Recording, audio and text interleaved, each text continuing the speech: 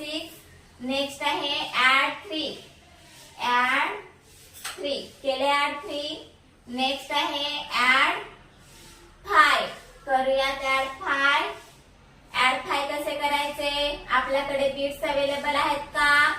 नाही मग काय करायचं ऍड 5 चा फॉर्म्युला यूज करायचा ऍड 5 चा फॉर्म्युला काय आहे ऍड 10 लेस 5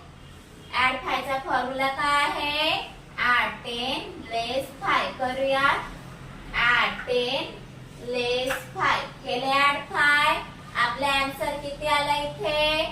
काउंट करूयात 10 11 12 13 14